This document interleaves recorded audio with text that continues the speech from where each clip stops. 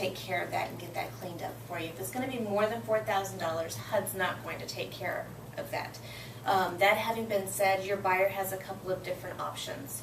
If there's lead-based paint found at the house and your buyer decides they don't want to purchase that house, they can walk away and get their earnest money back. If they find out that the repairs are going to be more than $4,000 and HUD's not going to remove the lead-based paint from the property, your buyer has a couple of different options. One, they can walk away and get their earnest money back. Two, they can actually renegotiate with HUD, try to get a better deal on the property. Or three, they can go to a 203K program and finance it that way so that they get money to do the repairs after closing. Something else to add, lead-based paint. If HUD decides that they want to cancel the contract due to lead-based paint, they can. Sorry. On this one, showing a HUD home, a couple things I want to add is, most important, always go to HUDhomestore.com. Every home that's available through HUD is listed on that site. If there's a home you want to show and it's not on that site, that means that it's under contract, someone has made an offer they've accepted. We aren't always notified. There are some really good field service managers, and they let us know, and some it takes a little longer, but we don't have the abilities to know instantly, so sometimes MLS isn't updated for a day or two. But if it's at the HUD home store, it's available. If it's not available anymore. We also ask that you leave your business card on the counter, and then we make sure when you leave that the door is closed secure and the key's back in the lockbox. If you're at a property and it looks like there's some vandalism, maybe an air conditioner's missing, lock is broken, give us a call. The local listing broker needs to know immediately so that they can take care of that. If it's an emergency, we're going to ask that you call the field service manager so that they can get it taken care of. If it's a safety issue, then the field service manager needs to know so they can fix that. Placing a bid on a HUD home, you have to be registered with HUD in order to place a bid. Your office has to be the primary registrant, and then you would register underneath your office. And instructions on that are in the packet that we're going to hand out so that you will know how to register. Bids have to be placed electronically. They're viewed every night at 11:59. If your bid is accepted, you'll be notified the next day by noon, they say. So, but they'll remove it from HUDhomestore.com. They'll let you know. If your bid is not accepted, they're not going to notify you, only if it's accepted. So if you place a bid and it's 3 o'clock the next afternoon, it's probably a good guess that your bid wasn't accepted.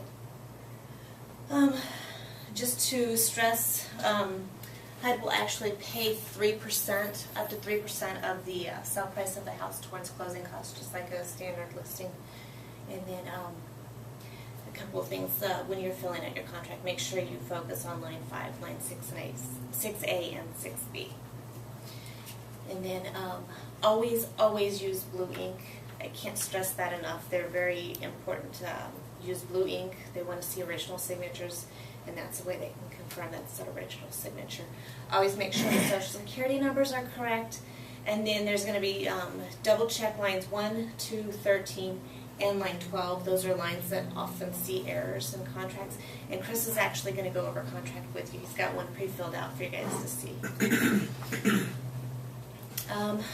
Your bid has been accepted. Yay! You guys actually have 2 business days to get that paperwork back to HUD. So I'm going to encourage you to send it overnight. Send it so that you can get a confirmation and make sure you have tracking on that package. But once you're notified via email, you have 2 business days to get that paperwork back to them. If you don't get it to them, they're going to move on. And then they're going to review your contract. If there's corrections that need to be made, they're going to send that back out to you. If you send it in a second time needing corrections, they're going to move on as well. So, you've sold a property, your bid's accepted. We ask that you let the local listing broker know. Like I said earlier, don't always get a notification in a timely fashion. If you guys let us know, then we can actually help you guys out. We can help track timelines, make sure that everything you guys need in the process is taken care of. We can be a resource for you, but if we don't know, we're not going to be able to help you out. So definitely always let the local listing broker know. And then going back to corrections and revisions, you have 2 business days once you've been told you need to make corrections on a contract. Make them immediately. Again, send them certified where you can track them, make sure they go overnight, and make sure that every correction that they've asked has been made. Because if it's returned needing corrections a second time, they're going to kick it back. And then here I want to go over extensions. Very important. If you need an extension on your HUD contract, you have to make that request 5 days prior to the expiration of the contract. If you don't make that request 5 days, you're going to risk the chance of losing that deal altogether.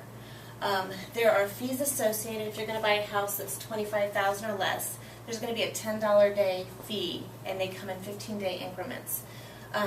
Now, I want to add that if you get an extension, a 15-day extension, and you close in 3 days, then you're going to get a refund of that 12 days. That daily fee is prorated back if you close early. Okay.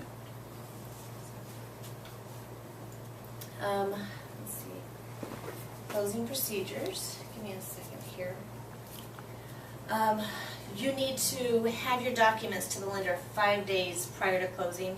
They need to have those documents, make sure everything's good to go. They're going to submit those documents to the asset manager, who's going to sign them and get them returned so that you guys can close on the scheduled date. Funds need to be wired and cleared 24 hours prior to closing. It is important. They do need to be wired, and they do have to clear prior to the closing.